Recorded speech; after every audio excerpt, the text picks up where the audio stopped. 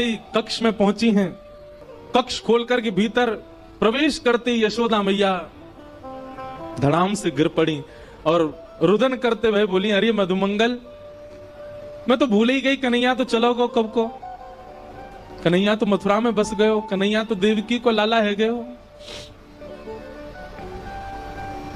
मधुमंगल बोले, मैया तू चिंता मत कर, आ जाएगा लाला, परसों की कह के गए हो ना, तू बस रोज परसों को चिंतन करे कर, अभी तो आज है, कल और है, परसों आवेगो, तो चिंता मत कर।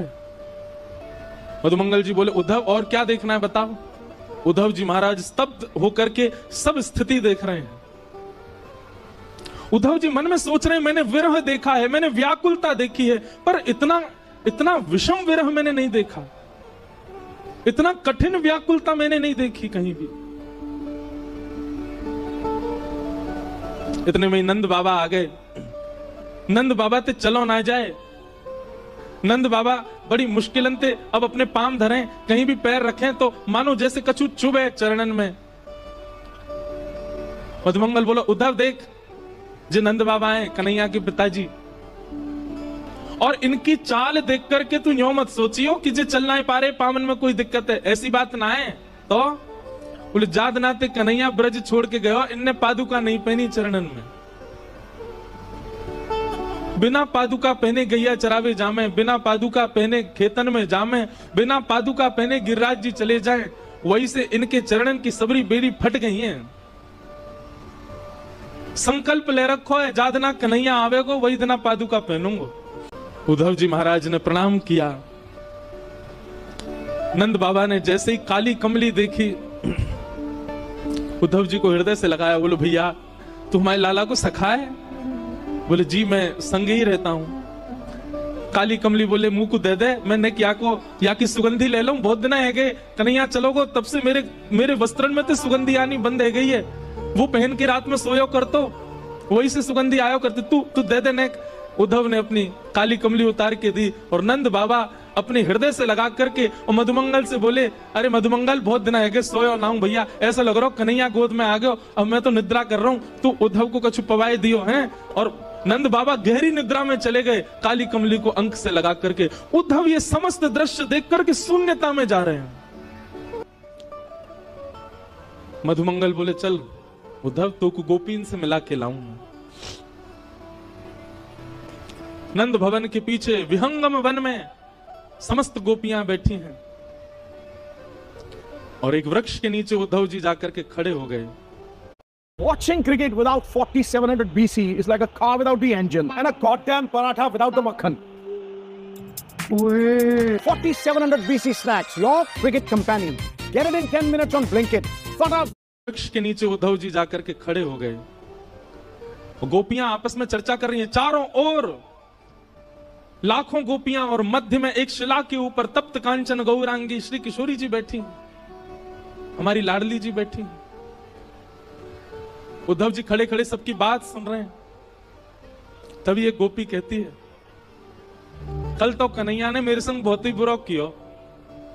बाकी सब गोपियां बोली, कहा कियो?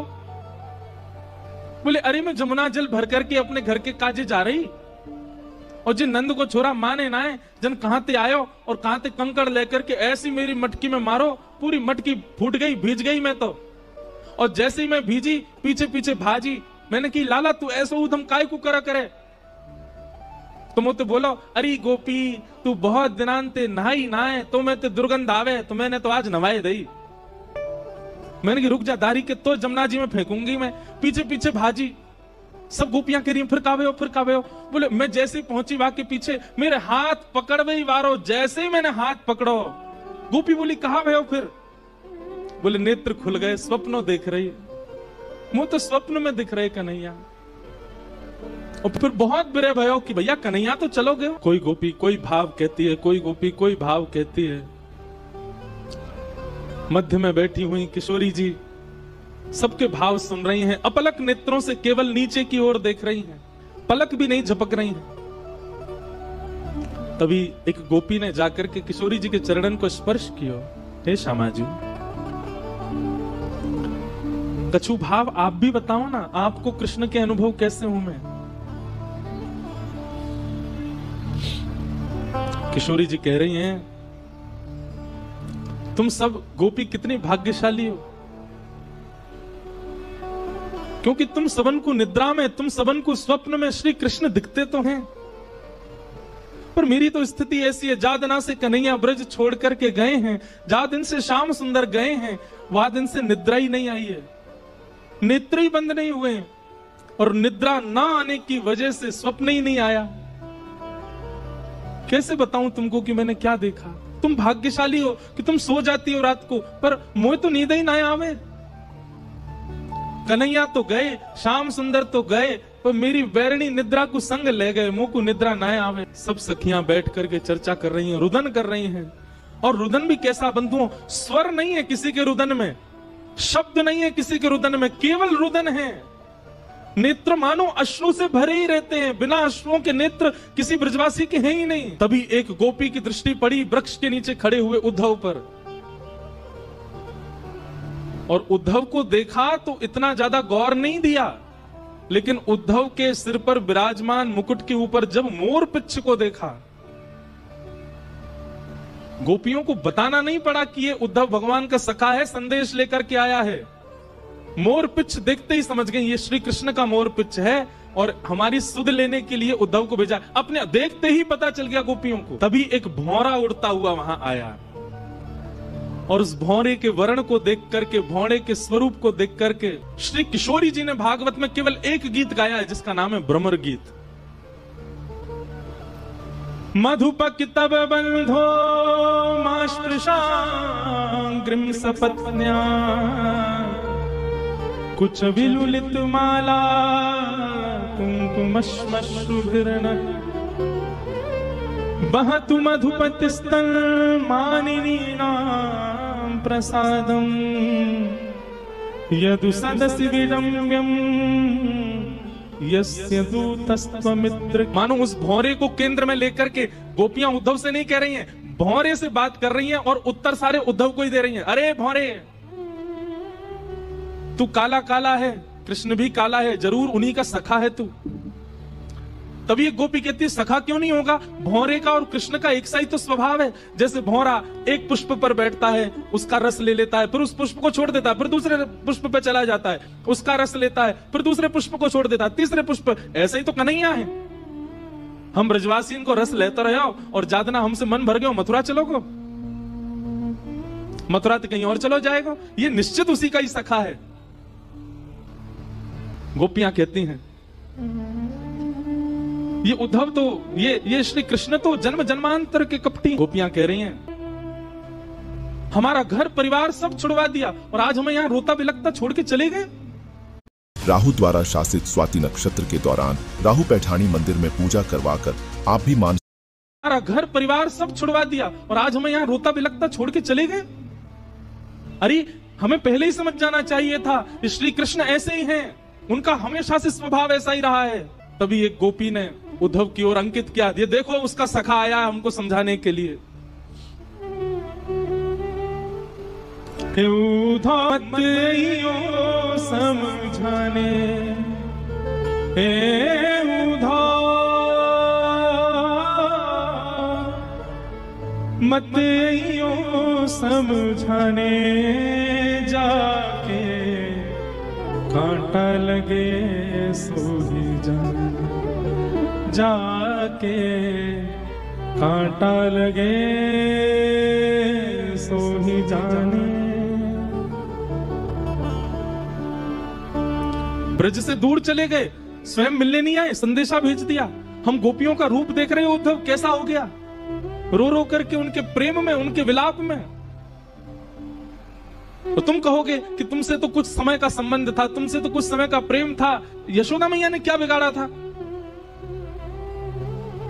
जाए बसे हैं दूर बिरज से, भेजते हैं संदेशा, हम गोपी राह तकत हैं, रूप हो गया कैसा, पथराई मैया की अखियां, दर्शन उसका पाने जाके।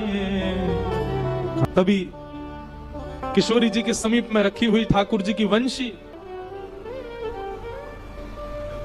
एक गोपी उस वंशी को लेकर के उद्धव के पास गई। उद्धव,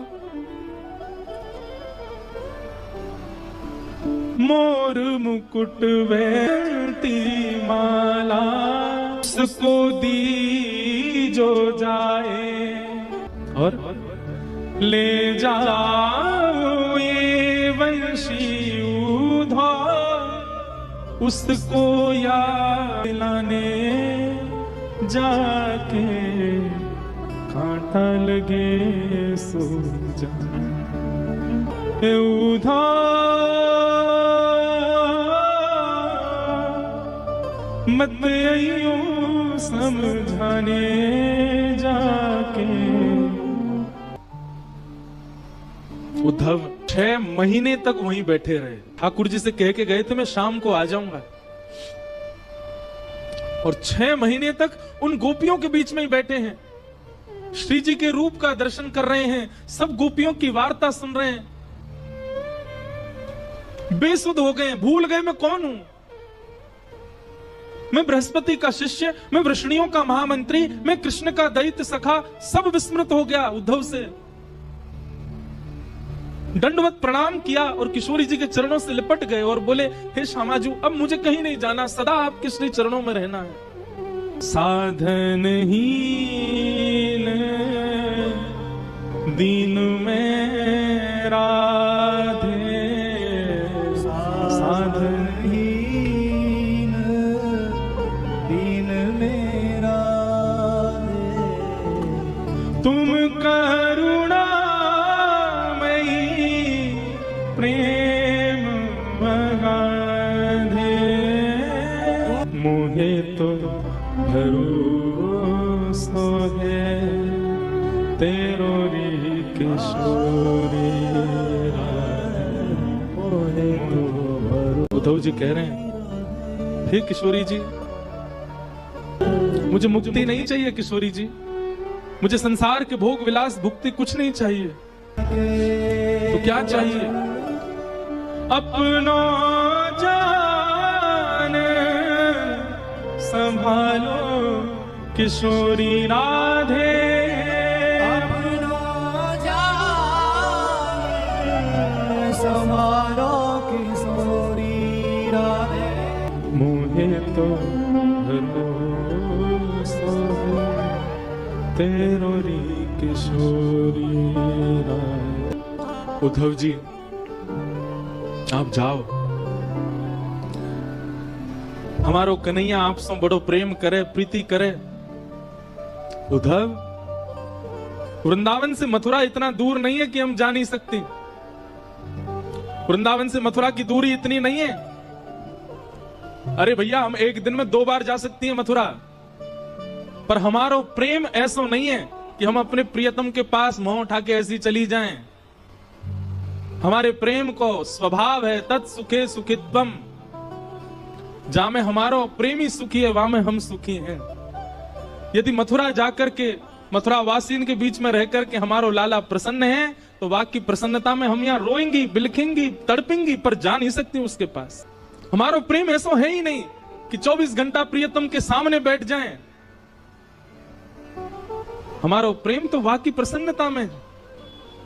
उद्धव, अब तुम योग्य हो, हम ब्रजवासी तो ब्रज छोड़ के नहीं जाएंगे। हमने गोपी गीत में पहले ही कन्हैया से कह दी, ते जन्मना ब्रजम अधिकम जयति। कन्हैया, तो से ज्यादा प्रिय हमको ब्रजमंडल है। क्यों?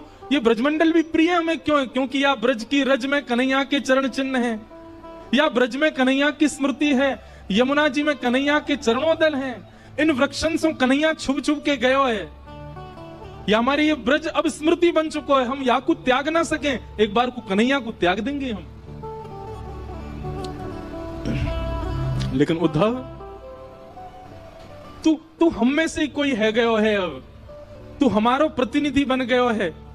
हम तो ब्रज छोड़ के ना जा सके उद्धव, लेकिन तू चलो जा, और जाकर के कन्हैया को खूब ध्यान रखियो, खूब स्नेह रखियो। हम ब्रजवासियों की ज्यादा याद वाय आन मत दियो। उद्धव जी चरण पकड़ करके बैठे, श्री जी से कह रहे हैं मैं सब त्याग दूंगा, लेकिन मैं ब्रज नहीं छोड़ सकता, मैं आपकी सन्निधि नहीं त्याग सकता। किशोरी जी बोली यदि हम अपनी सेवा की बात कहें तो तू ब्रज में रुकी हो, लेकिन हम तो तोको अपने प्राणन की सेवा की अधिकार दे रहे हैं। चलो जा, हमारो प्राण है कन्हैया, तू सदा उनके संग रहेगो तो हमको एक भाव रहेगो कि चलो हमारो एक सेवक कन्हैया के संग है। तू जा और जाकर के कन्हैया को खूब ध्यान कर। 6 महीनों से उद्धव जी एक ही वस्त्र में हैं, एक ही अवस्था में है, जैसे आए थे वैसे ही हैं अभी भी। विरह